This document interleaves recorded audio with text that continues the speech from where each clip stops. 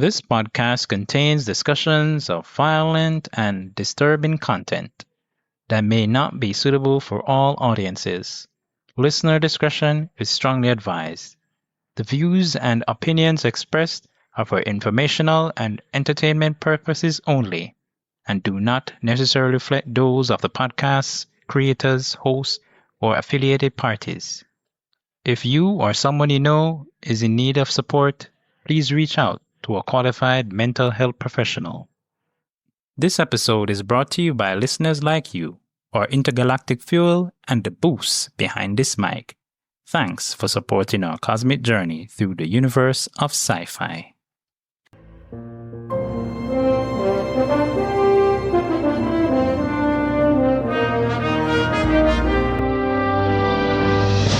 Prepare for warp speed as we embark on a voyage through the vast expanse of science fiction in movies and television series. From distant planets to alien civilizations, we delve into the heart of the unknown, unraveling the tales that have captivated audiences for generations. Get ready to unlock the secrets of the universe on Code Flix.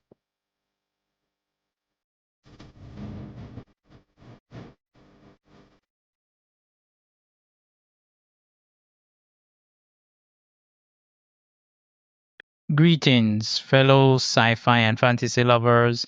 Welcome to Code Flix, where we explore the TV shows and movies that shape our imaginations. I'm Andre Bonner, and today's episode will be navigating the cosmic conundrum in the 2024 Netflix series Three Body Problem.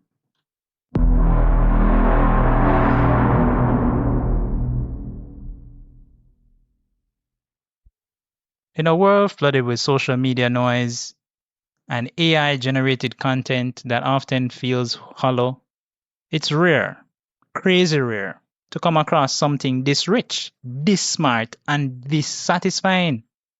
That's exactly how I felt diving into Three Body Problem. I remember seeing a random post about it online and thinking, what's this all about?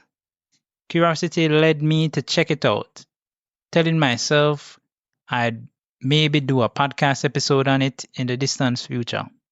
But as soon as I hit that final episode, sleep deprived and completely hooked, I knew the future is now. Only 8 episodes. That's all it took. 8 brilliantly crafted chapters that had me glued to my screen, sacrificing sleep, meals, maybe even my sanity to unravel the mystery. The drama was tight, the pacing, immaculate. The way the show balances hard science fiction with grounded human drama is nothing short of impressive. And then there's the tech, the sophons. These advanced alien particles capable of folding dimensions and halting human scientific progress aren't just sci-fi spectacle. They're chilling. Watching humanity slowly realize that every move, every thought, every experiment is being observed, sabotaged, and manipulated by an unseen enemy is a masterclass in suspense. The phrase, kill all science, has never sounded more terrifying. And yet, amid the despair, this show hits at what may be humanity's secret weapon, or unpredictability, or capacity to lie, deceive, improvise. Perhaps the aliens, superior as they are, fear that very chaos. It's a recurring theme, the power of irrational hope in the face of insurmountable odds. The finale didn't just tie things up, it cracked the door open, leaving fans like me pacing the room, checking for updates, and praying to the streaming gods. Thankfully, those prayers were answered. Season 2 and 3 are officially greenlit. The story isn't over. In fact, it's just beginning. So, whether you're a long-time sci-fi nerd or new to this type of storytelling, Three-body problem is something worth your time. And trust me, we'll be diving even deeper into it right here on this podcast.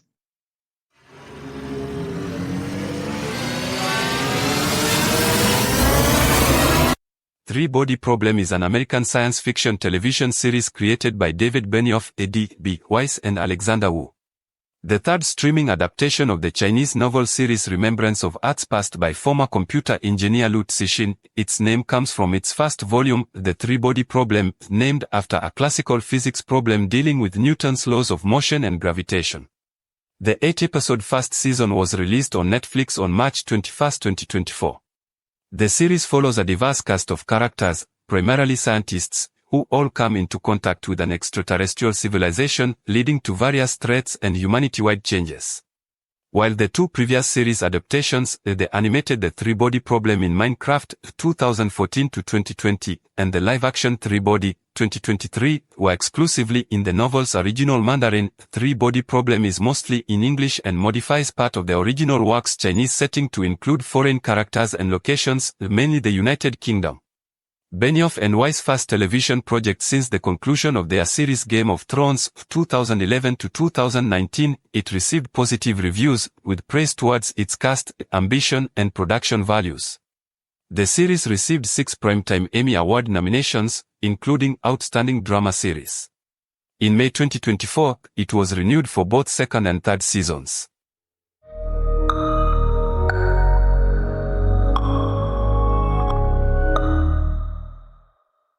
Yuwenjie, a Chinese astrophysicist, runs into trouble with the authorities after witnessing her father's death during a struggle session in the Cultural Revolution. Due to her scientific background, she is sent to a secret military base racing against other countries to make first contact with aliens during the Cold War. While there, she makes a choice that impacts humanity's future. In present-day London, a series of mysterious suicides and science-averse phenomena lead a government investigator and a group of friends called the Oxford Five into a mystery of extraterrestrial origin.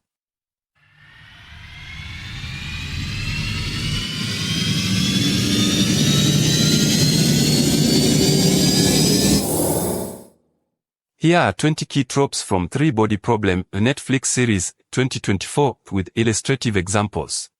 1. First contact thriller. A mysterious alien species, the Santee, initiate contact by sending coded messages in the night sky, manifesting initially as flickering stars, launching humanity toward a crisis. 2. Cosmic horror/Lovecraftian-style dread. A pervasive sense of existential dread arises as scientists around the globe receive hallucinatory countdowns, spiraling into suicide and paranoia. The New Yorker. 3. Cold War flashback. The series juxtaposes 2024 London with 1960s China during the Cultural Revolution, where Yuwenjie makes choices that change humanity's fate. 4. Adaptational name change. The aliens are officially renamed from Trisolarans to Santee, reflecting localization in this adaptation. 5. VR as plot device. The characters enter a global VR game modeling the unstable Trisun system of the Santee planet, bridging sci-fi physics and simulated simulation. 6. Digital abomination/reality warper. The AI avatar Sophon can teleport, observe worlds invisibly, induce hallucinations, and speak to humans, a digital embodiment of alien intelligence. 7. Group of brilliant misfits.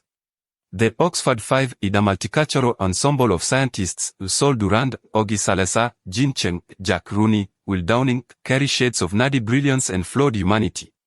8. Existentialism versus faith. The Earth Trisolaris Organization, ETO, including Mike Evans and Yuwenjie, adopt quasi-religious reverence for the Santee, envisioning transformation of humanity under alien rule. 9. Secret Government Agency. Thomas Wade leads the Strategic Intelligence Agency, SIS, tasked with investigating the suicides and managing the looming extraplanetary threat. 10. Former rebel scientist. Yuwenjie is shown as idealistic yet embittered by political trauma. Her decisions during the Cultural Revolution have far-reaching repercussions. 11. Neo-Luddite versus science. A wave of global anti-science sentiment, conspiracies about 5G vaccines, erodes trust in scientific institutions, paralleling ETO's manipulations. Scientists become targets. 12. Reduction of Chinese protagonists. Criticisms from fans note how many formerly Chinese lead characters have been replaced or reimagined as Western or mixed-race counterparts. 13. Adaptation-induced plot hole. Changes, like the Santee providing VR tech themselves rather than humans inventing it, introduce logical inconsistencies compared to the books. 14. Science mysticism. Hard sci-fi concepts, like quantum sophons and three-body chaos, are rendered visually spectacular, blending credible physics with mind-bending fantasy. 15. Wall-facers strategy. The concept of wall-facers, individuals who secretly plan humanity's defense in their minds only, features, aligning with the narrative arc of cosmic chess against the Santee. 16. Flat or unengaging characters. Critics cite that many leads feel emotionally distant, underdeveloped, or interchangeable, serving plot over character. Only certain secondary characters, like Dasha, stand out. 17. Grand themes over personal stakes. The narrative privileges sweeping philosophical ideas, climate crisis allegory, colonialism, human stupidity, over relational intimacy. 18. Dystopian vision. Humanity faces disintegration from within, shattered science, ecological guilt, betrayal by its own brilliant members. 19. Timeline hopping / nonlinear narrative. The story shifts fluidly between eras, continents, and intimate moments, blending Cold War flashbacks with 2024 detective mysteries. 20. Clash of philosophies. Yuwenji's eco-misanthropy, ETO's zealotry, and global science institutions collide in ideological war, questioning humanity's worth and future. This adaptation channels grand hard sci-fi ideas, cosmic dread, existential risk, and interstellar strategy, while balancing via immersion, Cold War trauma, and species-scale morality questions. Though critics note the character work feels thinner than the novel, its visual scale and idea-forward narrative offer a compelling, if imperfect, imagining of humanity's reckoning with an impending alien civilization.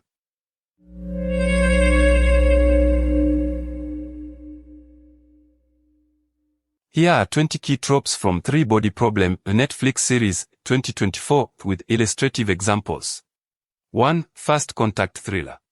A mysterious alien species, the Santee, initiate contact by sending coded messages in the night sky, manifesting initially as flickering stars, launching humanity toward a crisis. 2. Cosmic horror / Lovecraftian-style dread. A pervasive sense of existential dread arises as scientists around the globe receive hallucinatory countdowns, spiraling into suicide and paranoia. 3. Cold War flashback. The series juxtaposes 2024 London with 1960s China during the Cultural Revolution, where Yuwenji makes choices that change humanity's fate. 4. Adaptational name change. The aliens are officially renamed from Trisolarans to Santee, reflecting localization in this adaptation. 5. VR as plot device. The characters enter a global VR game modeling the unstable Tri-Sun system of the Santee planet, bridging sci-fi physics and simulated simulation. 6. Digital abomination / reality warper. The AI avatar Sophon can teleport, observe worlds invisibly, induce hallucinations, and speak to humans, a digital embodiment of alien intelligence. 7. Group of brilliant misfits. The Oxford 5 is a multicultural ensemble of scientists, Sol Durand, Ogi Salazar, Jin Cheng, Jack Rooney, Will Downing, carry shades of nerdy brilliance and flawed humanity. 8. Existentialism versus faith. The Earth Trisolaris organization, ETO, including Mike Evans and Yuwenji, adopt quasi-religious reverence for the Santee, envisioning transformation of humanity under alien rule. 9. Secret government agency. Thomas Wade leads the Strategic Intelligence Agency, SIS, tasked with investigating the suicides and managing the looming extraplanetary threat. 10. Former rebel scientist. Yuwenji is shown as idealistic yet embittered by political trauma. Her decisions during the Cultural Revolution have far-reaching repercussions. 11. Neo-Luddite versus science. A wave of global anti-science sentiment, conspiracies about 5G vaccines, erodes trust in scientific institutions, paralleling ETO's manipulations. Scientists become targets. 12. Reduction of Chinese protagonists.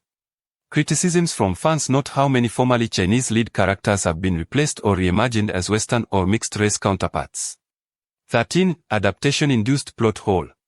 Changes, like the Santee providing VR tech themselves rather than humans inventing it, introduce logical inconsistencies compared to the books. 14. Science mysticism. Hard sci-fi concepts, like quantum sophons and three-body chaos, are rendered visually spectacular, blending credible physics with mind-bending fantasy. 15. Wall-facers strategy. The concept of wall-facers, individuals who secretly plan humanity's defense in their minds only, features aligning with the narrative arc of cosmic chess against the Santee. 16. Flat or unengaging characters. Critics cite that many leads feel emotionally distant, underdeveloped, or interchangeable, serving plot over character. Only certain secondary characters, like Dasha, stand out. 17. Grand themes over personal stakes. The narrative privileges sweeping philosophical ideas, climate crisis allegory, colonialism, human stupidity, over relational intimacy. 18. Dystopian vision. Humanity faces disintegration from within, shattered science, ecological guilt, betrayal by its own brilliant members. 19. Timeline hopping/nonlinear narrative. The story shifts fluidly between eras, continents, and intimate moments, blending Cold War flashbacks with 2024 detective mysteries. 20. Clash of philosophies. Yuwenji's ecomisanthropy, Ito's zealotry, and global science institutions collide in ideological war, questioning humanity's worth and future. This adaptation channels grand hard sci-fi ideas, cosmic dread, existential risk, and interstellar strategy, while balancing via immersion, Cold War trauma, and species-scale morality questions. Though critics note the character work feels thinner than the novel, its visual scale and idea-forward narrative offer a compelling, if imperfect, imagining of humanity's reckoning with an impending alien civilization.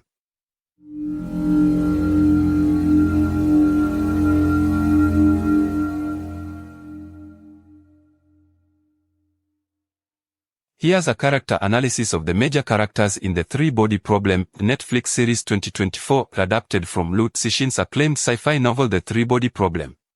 Small Blue Diamond Yuwenjie, Rosalind Chow/Zin Sang as Yang Yi. Traits: brilliant, traumatized, disillusioned, calculating. Arc: Yi is shaped by personal trauma during China's Cultural Revolution. Her loss of faith in humanity leads to extreme decisions that reshape the fate of Earth. Though reserved, she hides profound intellect and a dangerous level of conviction. Symbolism embodies the cost of idealism warped by grief. She becomes both a victim of and a threat to humanity. Small Blue Diamond Jin Cheng, Jess Hong. Traits: idealistic, intuitive, empathetic, morally driven. Arc: a physicist whose intellectual curiosity is matched by her compassion. She wrestles with the moral consequences of scientific discovery and leadership responsibility. Role: Jin serves as the emotional and ethical core among the scientists. She often contrasts with more detached or pragmatic characters. Small Blue Diamond Sol Durand, Yovan Adepo. Traits: reluctant, skeptical, introspective, resilient. Arc: a researcher who finds himself unexpectedly central to the survival of humanity. Sol is a modern everyman, thoughtful and emotionally grounded, but overwhelmed by the scale of events. Growth moves from avoidance and cynicism to reluctant heroism. Small Blue Diamond Auguste Chevalier, Jonathan Price. Traits: thoughtful, strategic, world-weary. Arc: represents the older generation of scientific leadership. Offers guidance with nuance, having seen how politics and science intersect. Function: the grounding presence for the younger scientists.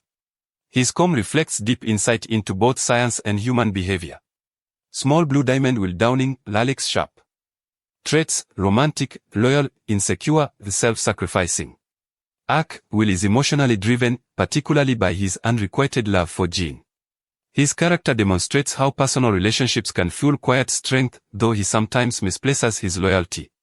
Pathos: a tragic yet noble presence, emblematic of everyday sacrifice in extraordinary circumstances. Small Blue Diamond Jack Rooney, John Bradley. Traits: charismatic, irreverent, curious, grounded. Arc: the comic relief who hides depth. Though not a physicist, Jack brings emotional realism, common sense, and a connection to humanity. Significance: his outsider status allows him to speak plainly about complex themes, and his arc underscores the human cost of grand cosmic games. Small Blue Diamond Tatiana, Marlo Kelly.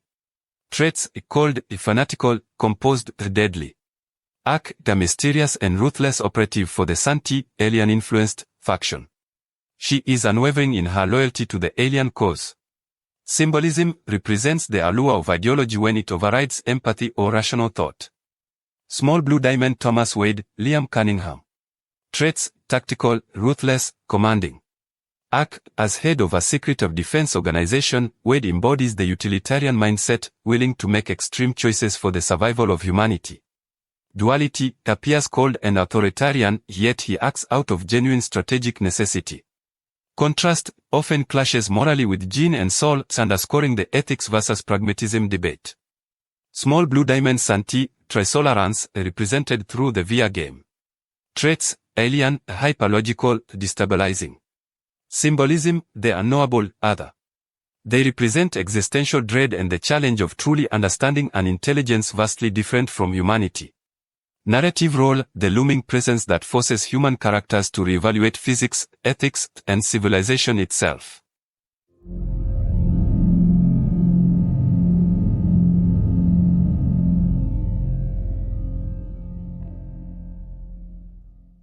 Here's a detailed look at the production and design of Netflix's three-body problem. Artist palette production design. Deborah Riley's world building. Veteran designer Deborah Riley, known from Game of Thrones, led the ambitious design. She prioritized authentic, grounded environments so viewers believe in the science and drama at humanity's center. Riley collaborated closely with scientific consultants, including CERN and NASA advisors, to ensure nanotechnology, rocket launches, and VR interfaces looked plausible. Cultural Revolution China. Flashbacks set around 1960s Beijing were meticulously recreated with accurate propaganda art, period-specific signage, rally staging, and set decoration reflecting Red Guard aesthetics, guided by Chinese art directors. Inkle. Modern settings and secret facilities. Present-day settings like MI6 offices and military labs are designed with minimalist, sterile aesthetics, clean, sleek, and almost Steve Jobs-style environments meant to convey unease and precision. Motion Picture Association. Awards Radar.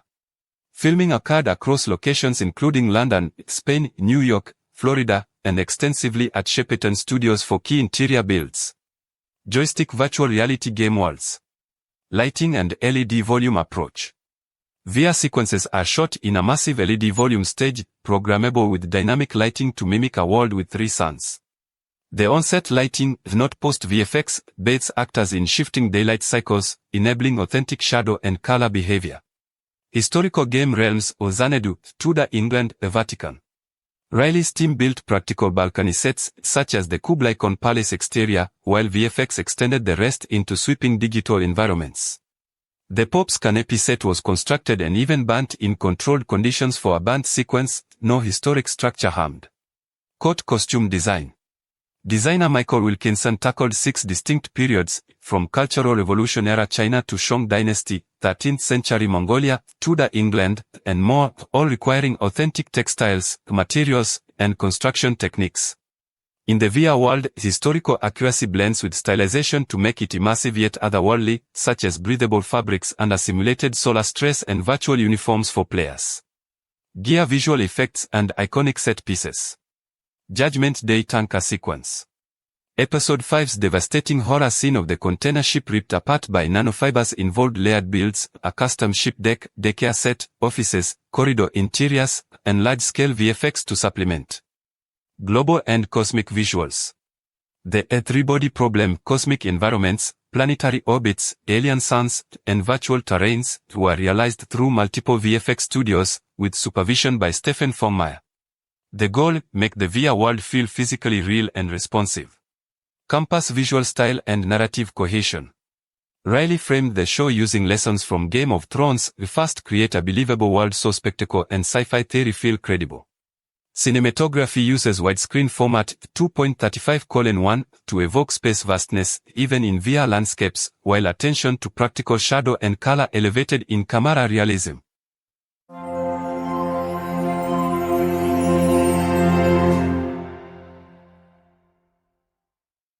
So here are my personal insights and interpretations of Three Body Problem, the series. So before I get into it, this season of Three Body Problem obviously is not the only season that this show will ever have. And so my analysis and interpretations are based on what I understand about the series itself. Doesn't have anything to do with the novels. And so it might just not be everything that we know about this. And I'm giving the vibes of really wanting to take a peek at the novel itself, right? Even though I don't really do much reading. But yes, it's something I will consider. So if you want to see that, listen to that, drop a like, drop a comment, let me know that you want the novel to be analyzed and interpreted. Episode 1, Countdown. So there are some strange anomalies that seem to be plaguing modern science experiments, right? And the scientists, them are dead, right? Them are die off. So a group of Oxford trained physicists, they meet up, like reunion type of thing because of their mental suicide. And we get that view of who these people are, an initial look into their lives. And then we also get a nice little flashback kind of thing back in 1960s China, right? So it's, basically giving us an idea of what happened with UNJ and how the whole cultural revolution came about, right? This was actually the clip that I saw on social media that really sparked my interest into watching the series, and getting to it, right? So Dr. Yi, who is the mentor, she would have committed suicide. She basically walked off the platform that goes into the particle accelerator tank, basically walk off of the platform into the water, right? No clue as to why she did that, and it's like wondering what was going on right there. Augie Salazar, she is seeing stuff, right? Literally, right? She's a scientist and she has sittings that she can't explain to anybody else, right? She try to figure out things. And one mysterious woman, right, who we will later on find out about, she warned her that what she needs to do is to halt the work that she's doing, the scientific work that she's doing on the nanotech, right? She did tell her that the universe will blink at her, basically, and she will watch out. That very night, right, the stars blink in a pattern where match the countdown where Augie see in her eye, right? In her eye. So this all of this up to this point, and I'm like, there is no way you can tell me say some kind of black magic or something are going on. Now, of course, we later realized that these are the soul fans them, but at this point, I was like, there is some kind of, them say any sufficiently advanced technology is indistinguishable from magic. This was what it was for me. Now, she had taken Saul Durand, right, with her to another brilliant mind. He is going to be very crucial to the series, so I'm going to talk about him soon. He was just basically like helping her, rationalize it as a scientist. We are looking at the different observation and stuff. But it was very clear when those stars begin to blink, because at one point I was like, I'm wondering if it's just only Augie seeing this now. But then I realized, he's also seeing it. And not only he is seeing it, many others were seeing it, right? So there's this little thing that was happening as well where because of these deaths and they seem to be affecting very specific people, it has caught the the attention of investigators, of course, right? So one investigator, of course, who we know him from Doctor Strange, right? He would have been, working with Doctor Strange.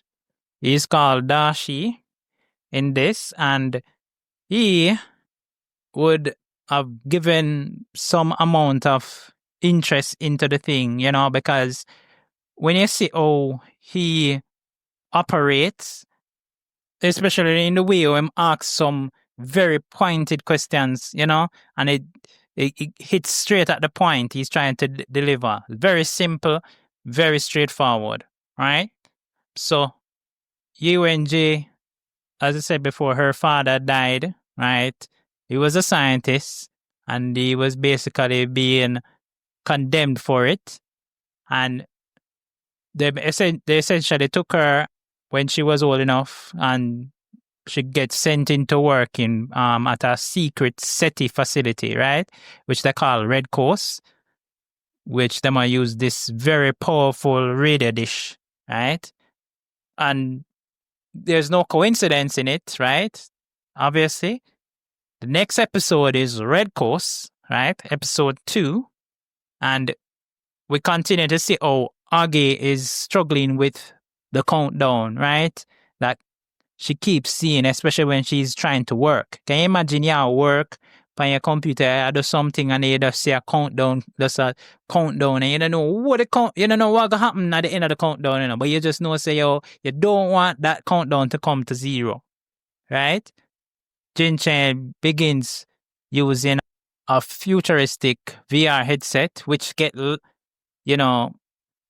her into this virtual world where she is able to basically unreal. It's nothing like what you would expect. That even Jack Rooney, right? He would basically try to find out about this VR headset, and the amount of time he would be told that he was not invited, right? And by cutting his neck, right? Every time I'm going there, at that time we think it's AI. That character keeps coming back and cutting, right? We later find out that it's a soul fan, right? But yeah, the way how they are using these technologies to basically, it basically makes you feel like, hey, this can't be just one dibby civilization. And at this point, I understood clearly when the aliens might have targeted Earth based on what they saw of it, because, from their probes or whatever, right? Oh, yeah. In this episode, Augie, she shut down her research because she realized, it's not worth it for she dead, right? Over the work, right? Many of us don't realize that till we actually die, right? Yeah. And I think this is even a meta critique on life, that we as human beings, we essentially work with a countdown in our head, right? Right? We just the other day, someone turned 30 and them have probably 5 more years until they're 40. And so, it's a countdown, in some person's heads that, hey, we need to achieve these things. We need to get these things done before time, run out on you. Yeah. And then we also get another flashback, when UNJ respond to the signal, the alien signal initially. She get a warning, right, from apparently someone from the world, right, or from the aliens. Do not answer. We will come. And she replies anyway, say, them for come and take this world, right? And at this point, I was like, this a madu mania. What she expect? How you for do something that you don't know these aliens, right? You don't know where they come from. You don't know what they really want. And you're just gonna give up your world. You don't have no authority on Earth. You're just a simple scientist, right? You're just a human being. like everybody else. And you just decide, say, you just give up, you know what I'm saying, without even, collaborating with someone to find out whatever. But I understand, too, that based on what the series was trying to tell us is that at that time, our superiors weren't really listening, right? Yeah, them only interested in what they want. What they want is to be able to do stuff, and so she feel like, oh, since them a do this, might as well me do that, cause this probably might be the only way for them to come and recognize themselves, and recognize the folly in their behavior. But yeah, I found it, to be kind of intriguing as well as, really frustrating just to see that happen. She does, yeah, and yeah. Episode 3, Destroyer of Worlds. So, of course, Jack and Jin, they basically, not Jack and Jill, okay? Jack and Jin, they dive deeper into this VR game, right? Because essentially what they would have gotten in, I didn't talk much about it last episode here, that the VR simulation, basically the game, was to help them survive, right? To help the race survive, to give some intention. I feel like it is more of a way for them to figure out what human beings are like and how we operate, right? To give the aliens them some intel on us, right? Intel. So they dive into the game. They realize that, things, what them need to do is to basically try to understand what, and we get to find out that the civilization, the Santee, how the Santee will operate, right? So them able to complete level 2 and 3, right? And them get a meeting, right, with some, another soul fan, basically. I can guess, yes, most of the things in there, like characters running up and down. But yeah, essentially, they get a meeting and they get to find out that the world on which all of this took place was like a real world, and, was a world with 3 bodies, right? 3 hot gaseous bodies, which scientific circles, you call that a star, right? And what happened is that they had figured out that, all of the things that was happening was hampering the civilization, right? So basically they were trying to get the scientists them now, to help them in their endeavor, right?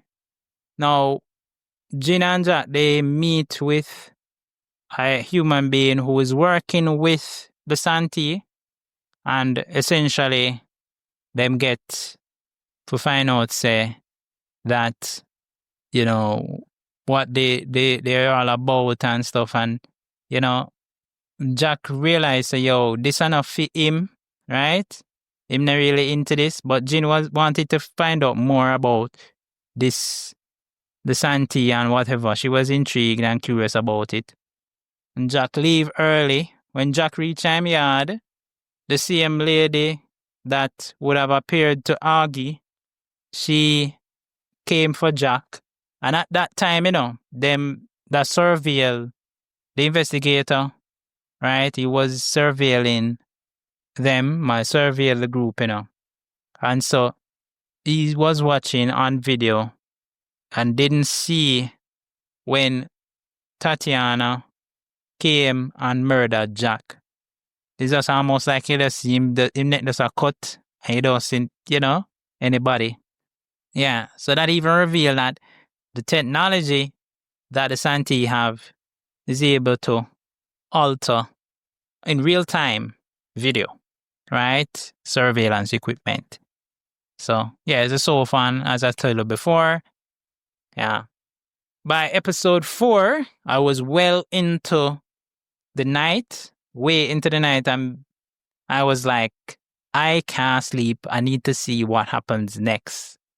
Episode 4 titled Our Lord. Oh boy. Now, Jin attends the secret summit for scientists, right? Which is aligned for the Santee cause. Yu Agent is the leader of the group of Earth people who align themselves with the Santee, right?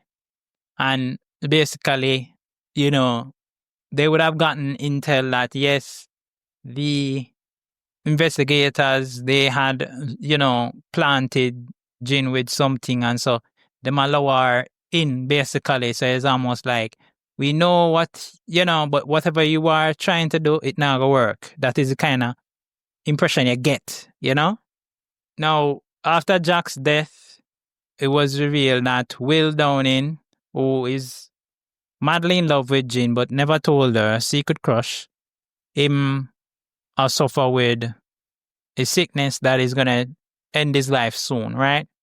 And so, the group of them, because they, basically would have dwindled down now, because they're no longer 5, right?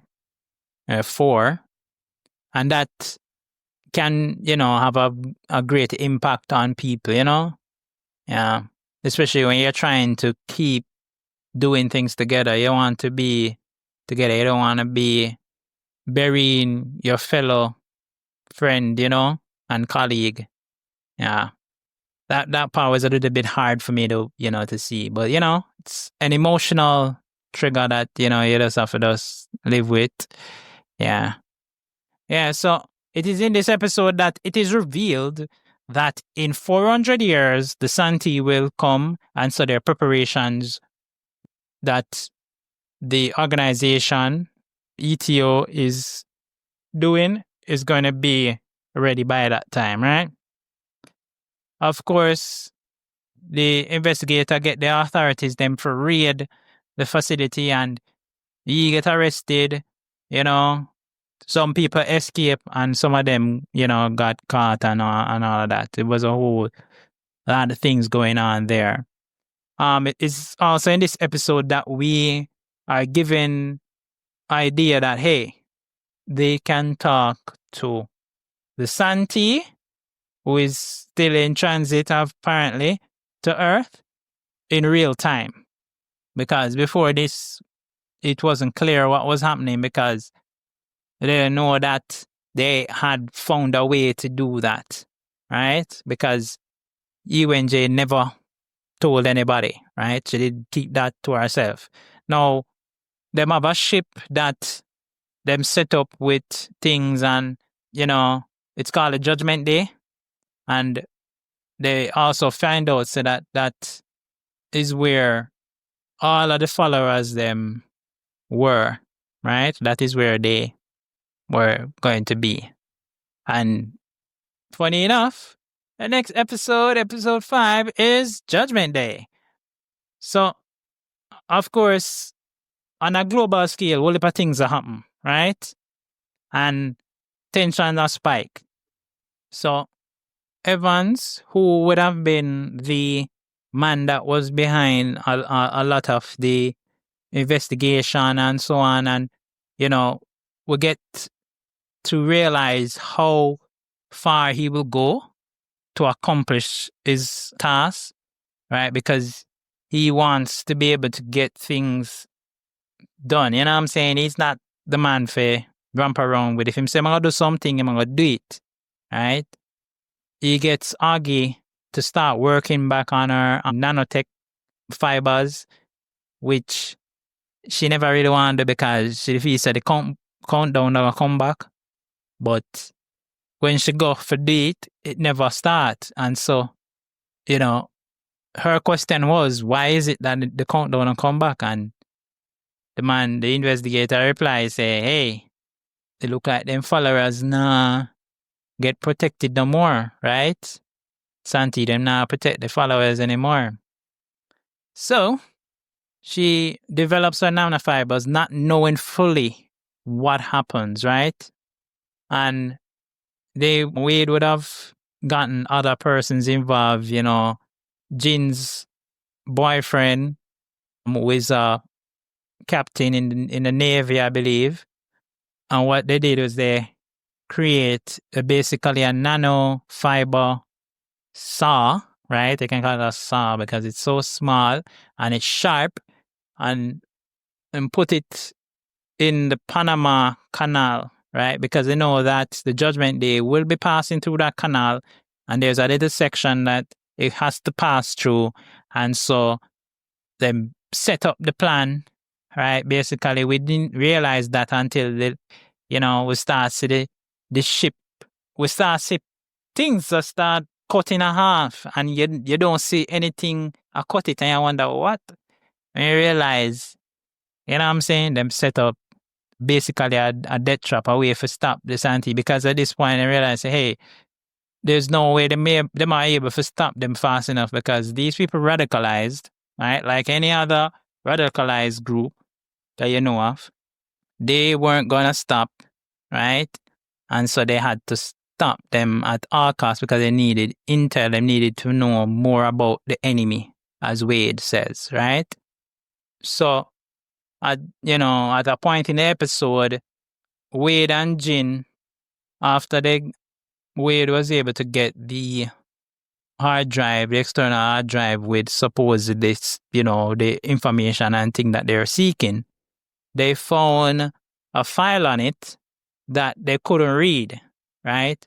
They got some of the best IT guys on it, and them guys, they say them don't know how to figure out things. And when they realize, 2 headset come, and them figure out, say, it is supposed to be played like the VR game that they have, that Jin had played before. So Jin and Wade end up put on the VR, going on the VR and thing. And this is where the soul fan speaks to them, the Santee directly, basically, probably talks to them and tell them, say, hey, you are bugs, right? And thing. And that them come for dominate, right? And outside, when time them, they scare them and thing, outside on the sky is written, you are bugs. On television screens everywhere, you are bugs, right? Which all of the earth would have gotten at that point. Yeah. We'll be right back after these messages. In a universe vast beyond comprehension, this podcast is a small signal sent out in the dark, hoping to be heard. No monetization, no system sponsorship, just ideas, questions, and echoes from the edge of reason. If the show sparked your curiosity or made you look at the stars a little differently, share it with someone who's ready to think bigger. Leave a comment too, so I know you're out there, still listening. Every listen, follow, and share pushes the conversation forward against the silence of space, because the countdown has already begun, and knowledge is the only thing that travels faster than light. So, I forgot to mention that at some point, the Santee stopped speaking to Mike Evans, right? Who was the guy who run the Judgment Day and stuff. Because up to that point, I'm not sure if they didn't realize that humanity had the capacity to lie, and they can't. Apparently, that's what they say. Santee can't lie, but humanity can lie and deceive. And at this point, the Santee got scared. Apparently, that's what they said, right? Because this is just what they said, right? It's alleged. they said that they are scared and they stopped talking to Mike Evans. So all were going, him that try to get them attention again and thing, and he was trying not to make anybody else on the ship know so that them stop talk to him, right? And he's not in communication with them anymore. But them ditched them. So that is why, when Augie did start back our countdown, that made sense now to me when I've seen it. I was like, oh, so that makes sense now. That's why that happened, right? I'm slow, guys. Give me some time. So it was that point now I realized that is what is going on. So, yeah. So the episode ends and the only way is up. So the stars are our destination. That's episode 6. So as the crisis globally ensues, we basically have to get the world leaders and some of the scientists them we know, right, to start plan a Earth defense strategy, right? Now, they basically come up with an idea, right, that's the scientists and everybody, so that them going to have to reach the Santee, because they realize that Santee now reach for 400 years, but they would want to be able to have some intel on the Santee. So they get a probe, right, set up to send, right?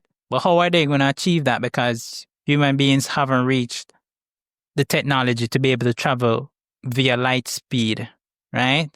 And that's what you want. If you want to really go fast and you want to go far in space, you need light speed technology, right? So Jin presents a proposal to detonate some bombs and stuff to get the probe out, right? To there. Of course, nobody thinks this is even feasible, but kind of make no sense, right? Or you're gonna get 300 probes out, and then you have to detonate these sequentially, right? And make sure so them count to shot put the probe, to near light speed, right? Yeah. Will and Augie, them have a little conversation as well in another episode here. They might look at different ways to do stuff and whatever, right? Wade would have mentioned that there is no other way for them to be able to achieve certain things because they want to be able to get. So, he did ask for help from Jins, from Salazar again, right? But of course, Salazar don't want to work for him, right? Because what he did last time, what I'm saying, killing, people who she believed was innocent and so on, and thing, kids and all of that. Yeah. Anyways, she eventually came because of our friend, right? Yeah. So they figure that the best way is to only advance, which is episode 7, right? So humanity consider sending not people, but consciousness into space, right? Using the staircase project, which I did go into before the in the last one I spoke about. So the team, they accepts that only 300 probes for the staircase, right, project, and pushing the plan to send a digitized brain, right? So basically, I'm going to get somebody, right, to give up their brain, somebody who is going to die soon and might want to do something good, in their death. And of course, we're looking at Will right here, right? It was very obvious. Never have to wait on anything. Additionally, UAJ would have been incarcerated temporarily by the investigator, and they were asking her some questions. They even told her that, the Santee, their lord, because they refer to him, to Santee as our lord, would have stopped protecting them. And so essentially, she kind of went down this thing of perhaps reemerging, deconstructing her faith or belief, in the Santee, Who knows? Because what happens next to her isn't necessarily what you would have expected if such a thing was the case. But at the same time, there are some questions that definitely pop up. So she meets up with Tatiana, who got a surprise, communique from the Santee. So, she was in her trailer home in the middle of the woods. And of course, the TV chimes on. Now, you see, this is one of the things about this series that I love. It's not about the horror too much, but they do know how to give you a nice little jump scare, and they don't utilize it too much, like how some series do it and then you lose the taste for it. Yeah. It jumps out at you. And so, she obviously was given a mission. We don't know at that point, but eventually, when UEJ she went back to her country, and where she went back to the actual radio telescope, right, location, with the help of one of the investigators, because she found out that he was following her. He was given orders to follow her, just to make sure that, keep in contact and so on. But he was supposed to do it, clandestinely. But yeah, I don't know. She was able to pick him out quickly, right? And probably, because she has some amount of skill too. Anyways, when time she reached there, she asked for go and look at the place and thing, the last time she go and look at the place. When in fact, she was planning to take her own life, right? No, I can't use that S word too much for YouTube. Anyways, so what happens next is that Tatiana comes to her, right? And she's like, so to the agent that was out there. And it's like, oh, you know him name? Like, I didn't even know him name. It's almost like she just killed the guy without no care, right? I know that word is going to get me demonetized too, but I don't care. Anyways, I'm not even monetized. Yeah. Guys, I'm not monetized. Anyways, back to the episode breakdown. So, yeah, so she essentially sits with her for a while, nicely and thing, and then, probably does what she has to do, right? Before this, I must mention, she met with Saul Duran, right? And Saul Duran, right, as you would have known, is one of the Oxford Five. He is not like, he's not dumb, but he's reserved, right? And he's very observant. He listens a lot, right? And he observes a lot, right? Which is really, really good for a scientist, right? He met with her after she called him, right? Initially, when she take up the phone for call somebody, I'm like, me look like a somebody with a Santee she talk to, and thing. But then I'm surprised to see she and him meeting in one cemetery, right? She basically tell him that she want to talk to him, and she did there and she give him a joke, right? She says a joke, but nobody was laughing. Not even us, the audience, to get the joke up to this point, right? And Saul was like looking at her strange, you know what I'm saying? Yeah. But the point of a joke, I think, was for her to say that, for some reason, the aliens, they don't understand humor, right? they don't understand certain things about human beings, right? That was the understanding I got about that. And so it seems as if that might have been the reason why he was selected to be a wall facer. Episode 8, wall facer. Right? So you see what I did there? And you've seen what I've been doing through this episode, right? So the UN, them launch a wall facer program, right? And this would have been something that Wade would have suggested back in another episode, previous episode. And I was, wondering why he would have talk about something like that and then would not see it pay off. And here it is, it's paying off. So apparently this is a program that secret strategists plan Earth's defense, right, in isolation. They are not to speak to anybody of their plans. They only plan what they need to plan. Anything what they want to carry out, them can do. They have authority to do whatever they do. Even if they might do something that might seem contrary, they are allowed to do it. So what happens is that we see a little bit of Saul for the first time. We actually see through his eyes or his perspective, right?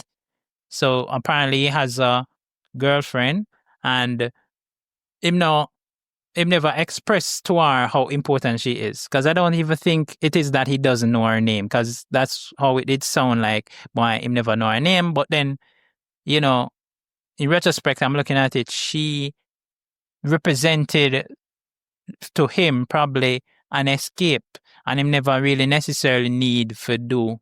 Him not really know much about her, but he needed her to be a part of his life.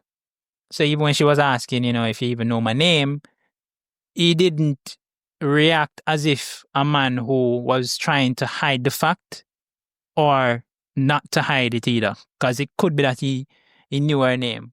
But we know he knew her name because when him and her walk out on the road, all of a sudden, one automated car come and lick down the woman, right? Lick her down, mash her up, kill her, right? And he looked at her and he said her name out loud. So he knows her name. But perhaps the point of the relationship with him and her was more of, boy, this is it. We can live our way, because the two of them were having a little argument. When you're in a relationship and sometimes you have a little argument, you talk about, some stuff and, disagreement. So they were disagreeing about what life should be now, especially with the fact that they're on a path to being exterminated, right?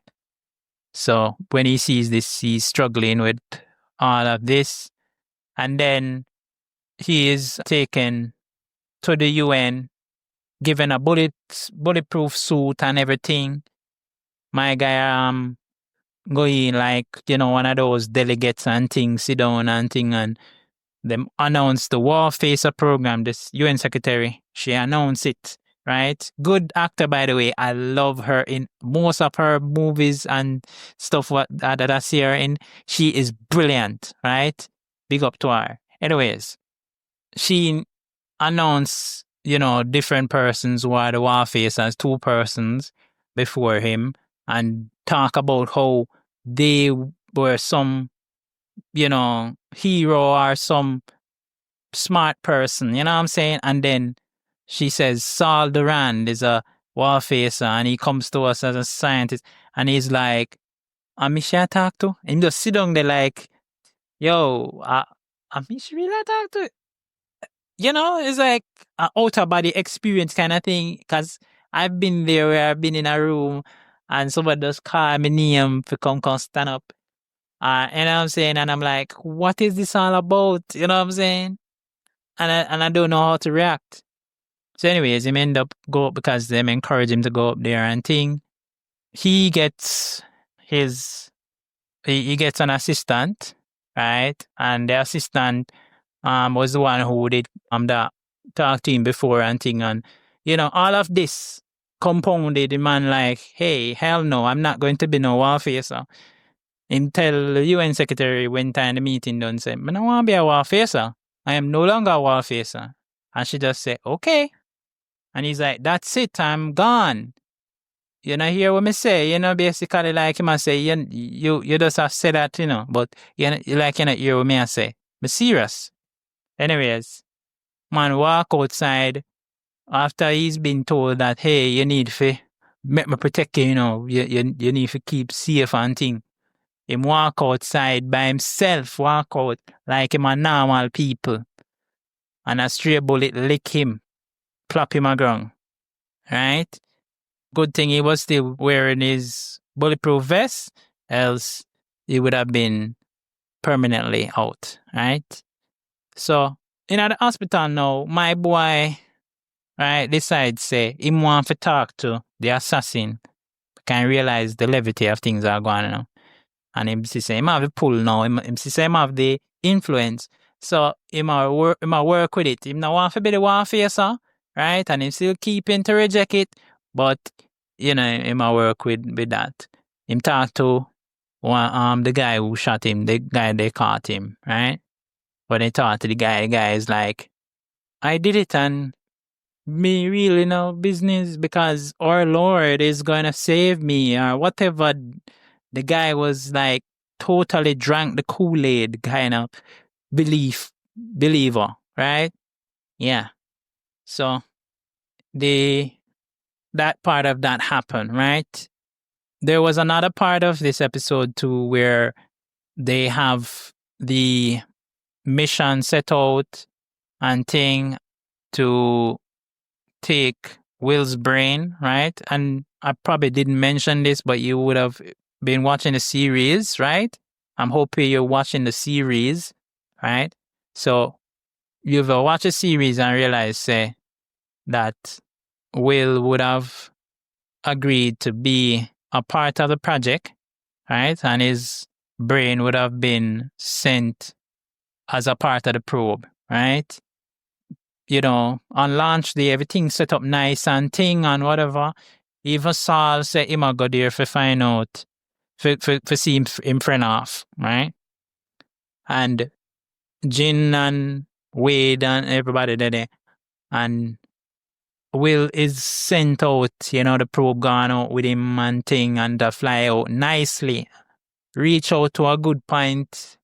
And when it reach out there, one of the tethers them break off. So it fire off good, It had a good start. I think about 3 bombs, push it forward.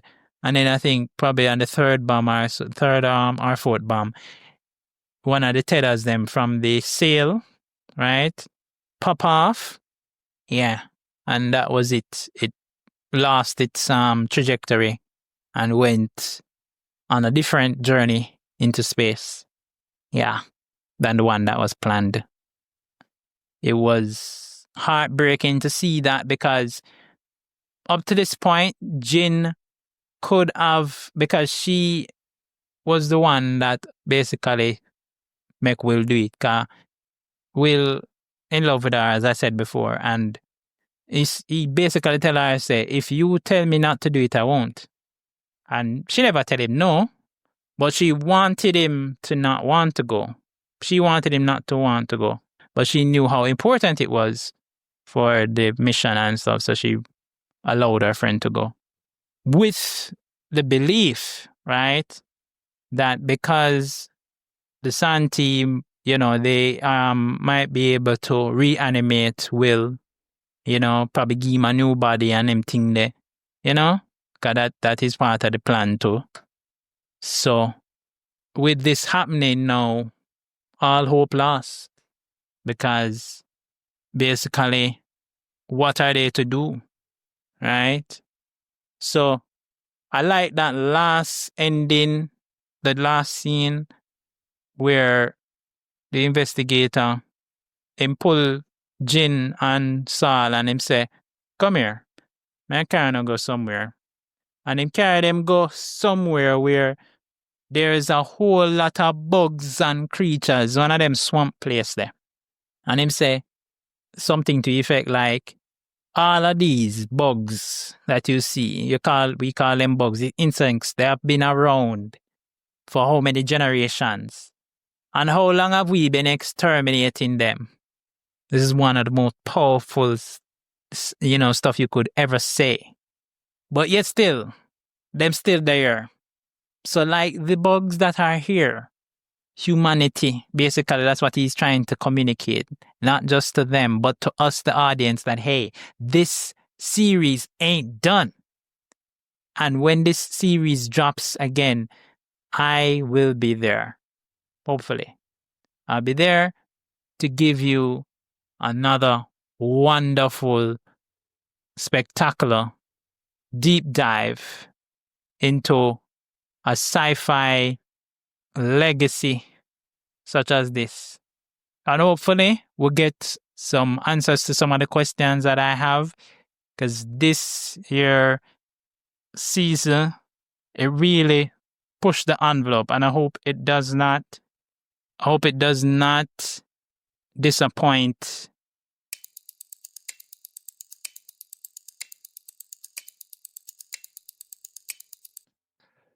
So here are my theories about some unresolved mysteries and plot points. And this is in consideration of the series season 2 and possibly 3 that will go into a little bit more, right? And this series is based upon a novel, so they might take some artistic liberties and so on with certain things, and some of the things that might not have made the cut for live action series. All right. Now, Santee technology, right? So, to what we understand, the Trisolarians, which is what they are called because they come from a planet with 3 solar masses, right? The ability for them to cause so much sabotage and manipulation of things that are happening on Earth, right? Scientific progress, right? By suspending the particle accelerator experiments and even causing persons to be able to see what they want them to see, right? Like the countdowns. Some of them things here are so awesome, right? Another sufficiently advanced alien technology, right? That seems so mystical and magical, right? And this series is written with scientific knowledge in place, right? Not accuracy, but knowledge, using stuff that sounds very sciencey and so on, right? And scientists will agree with me, I think, on that. And if you don't agree, comment and let me know. So, these concepts, them just talk about them like any other TV show, but they don't go into it, they don't deep dive into it, because some of the things might be probably uncovering plot points that they might use down the road, or it might just have been something that they missed, when they were going through the script, and saying, or probably they left it there because they're like, all right, we don't have time to delve into this particular topic, so let us leave that off the list, right? But clearly, there's a lot to be explained in terms of how some of this might be achievable, or even theoretical, at least, right? And then we have the virtual reality game, the 3-body simulation, which basically is a way for them to recruit humans, right? And test them. But again, it is something that is kind of mystical and mysterious, because to our knowledge, we have not been able to develop anything that keen. Perhaps, in short order. Probably even next year you might find something like that. But at this point in time that I'm talking, we have nothing that comes close to what this series would suggest, that virtual reality would be so realistic in such a way where, you know, it's indistinguishable from reality.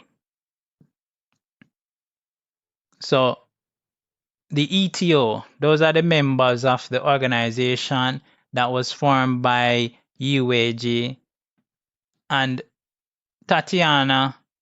They seem to possess some abilities, things that they can use. I guess it's probably some scientific stuff that they've been employing, so advanced scientific alien technology that they employed to do some of the things. Because when Tatiana is undetectable by cameras, right? And even the way how they had set up the servers on the Judgment Day boat for basically stream to the VR headsets, that is not something that we can achieve using human technology right now, right? At the level that we are at now, right? Yeah, we're close, right? Because we have certain things, but yeah, we're not nowhere near that, right? It's not like there's another way to get into the thing. And when the guys in that hack it in on the show, it's sure yesterday they spent couple days trying to hack into the technology, right? So that's something to note. The Wallfacer project. So the last episode basically brought us to that point where we saw what it is. But as I mentioned, it would have been suggested from earlier on, right? And even the idea of pulling persons, from different areas. Perhaps Saul Duran wasn't the very first guy that they sought, but they ended up on Saul because the Santee targeted him. So it basically said, oh, so there must be some reason why stuff happen in your life or cause problems for us to yeah. And then lastly, the astronomical fate of the world. The series make you think about some of the things that are impacting humanity's long-term survival, right? And whether there's some sort of collaboration that will help. Maybe the ETO is trying to help because them know say, boy, if the Santee get there, they're gonna wipe out everybody. So might as well you be on the side where, at least covered, right, by our Lord. You know what I'm saying? And that resistance, you know, might necessarily cause more problems, or it might be a case where the best possible solution for the problem is to resist, is to continuously figure out ways to deceive the enemy, because the enemy not expect certain things if they don't know what you're thinking, right? At least at this point, we don't know if they know what you're thinking, Yeah. Because it could be a case where, yeah, they have some kind of technology to read minds. You know what I'm saying? I wouldn't be surprised if that get dropped into it, right? I've read the books, but you know what I'm saying? Yeah, let's hope that's something, because one of the things that I definitely, thought about as a question is that maybe the aliens them already are here. And if they're already here, all of what they're doing is perhaps some way for them to manipulate human beings, or even to get human beings to lose hope so that they will put down their dangerous tactical advantage and just allow them to just roll in, right? Because, if I know anything about, how strategy and wars go, most times the one that wins is not necessarily the strongest or the tallest or the mightiest, but the one with a better strategy. So that, is something that I've considered, that perhaps if the aliens are here, they are just working on a strategy to take over. So another thing was, knocking about in my mind is like, was Yiweji the only human the Trisolarians communicated with? Because yes, it was the beginning of the series showed that, she was the one that, invited them, right? She literally invited them, right? Come, basically. So it could be a possibility that, and again, I said that, it's not like China was the only one who was investigating and doing scientific experiments at the turn of the 20th century. So it's possible that some other human somewhere else, some other scientist, perhaps, was able to find a way to do it and, get, what they needed from them. Perhaps that communication, that entity that spoke with her to say, don't invite us because we will come, is perhaps one of them. Because one of the things about the aliens is that they don't or can't tell a lie. They're honest. They're truthful, right? Perhaps it's in their DNA, or perhaps it was all a sham all along. And they can, and they have, right? So if that's the case, then they might have a different course for humanity in mind, maybe as a main course. But who knows? How would I describe Mr. Thomas Wade? Because obviously, you know what I'm saying, when the progression of his character, you realize that this man, he seemed to be in the shadows, right? Initially, we thought it was the investigator that was running things, and then we realized that, hey, he had Mr. Wade as his boss. And basically, Mr. Wade, have been running things, basically, and he has been doing this for quite a while, it seems. And then another thing, too, is that he has such latitude that he is looked upon as perhaps the savior, or the only one who has the fortitude to go through the trial, the strategy to get certain things done, right?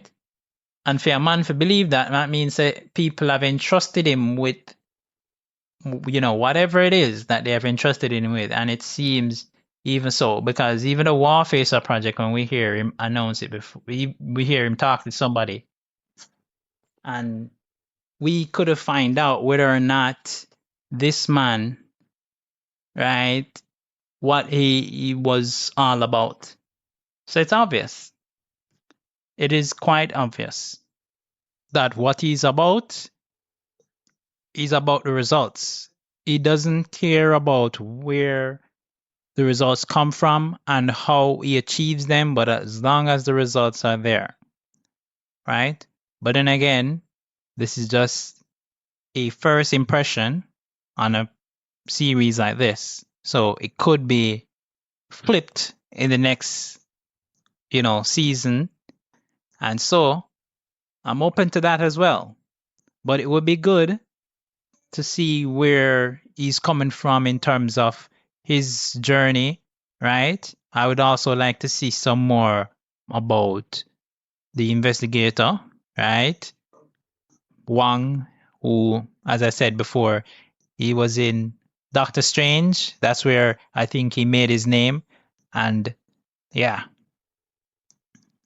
we there is a lot to be desired. But he has some good points. Who is Dr. Saul Durand? Right? And why was he targeted? So I think I might have went into it a little bit in terms of the whole him and UNJ had in that conversation, and it was a weird conversation, but it seemed like it was a strategic one, right? So what I can definitely hope for is that we get to understand him more now that he's a wall facer, and we get to see where it goes, right? Now, this is what I'm gonna call my predictions, right? And I could be wrong about these predictions, of course, but my prediction for the direction of the show is that at some point next season, we see a complete flipping of the entire narrative that we've seen so far. That perhaps humanity somehow, maybe Mr. Wade, maybe one of the Oxford remaining scientists, I can't say 5 anymore, one of them figured out something. Or maybe, just maybe, Will comes back and he's able to do something that completely changes the way how we see things, right? And whether we fear the Trisolarians. And then with that upping the ante on the human side, it could also be on the same for the Trisolarians. The Santee might have something that is even more deadly. They might even have a man on the inside, which we can point fingers all day that one of the persons that is integrally a part of the project currently, right, is that person. Maybe they wanted Saul to become the wall facer, and maybe they have plans for him, or maybe he's working with them. So these are my predictions. Drop your predictions, your theories, your best moments from this series so far. Let me know so that I can come here and talk about them, and perhaps you can get onto the show, right? I do need persons to be open and honest about what they like about these series and TV shows and movies that I've been doing so far. And it would be great if I can have you on in the studio live and we can discuss it. We can debate. So let me know.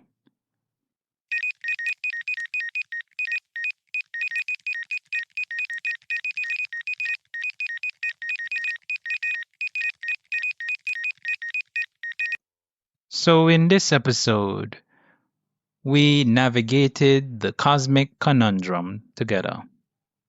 We looked at Three Body Problem, the Netflix series. If we were able to compress human history into a single year, the first life forms would appear in late February. Dinosaurs would roam the earth in late December, and humans would only emerge in the last few seconds of the year. Not even a day, no, in a hour, few seconds to midnight. So this basically illustrates how short a period humans have existed in compared to the vastness of geological time. Now imagine if this had to happen several times over. Probably billions of years would pass, right?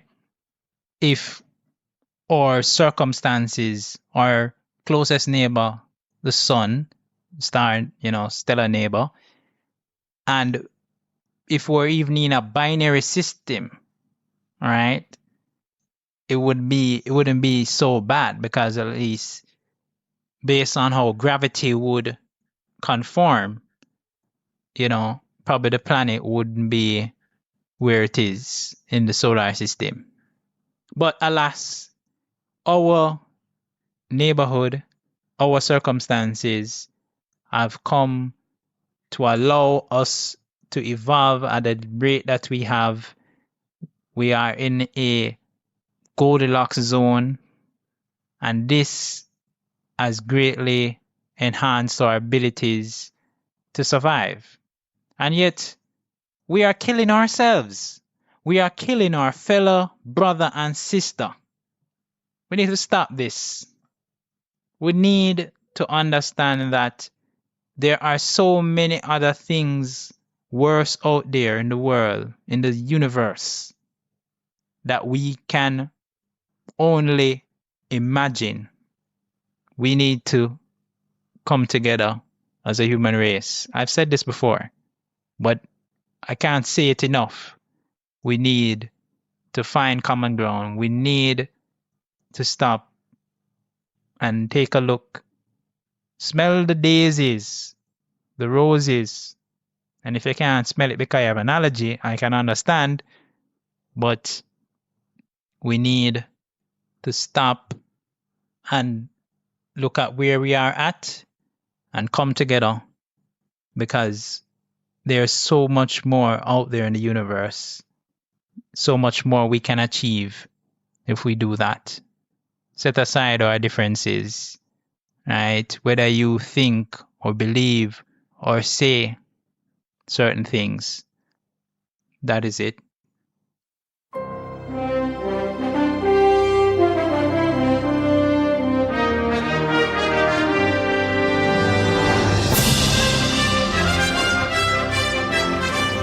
And there you have it. Another thrilling chapter in our voyage to the universe of sci-fi television. We've reached 1,000 downloads, and the journey now sets course for 1250. Every bit of engagement helps. Follow, comment, and share your thoughts. Until we meet again, keep exploring the unknown.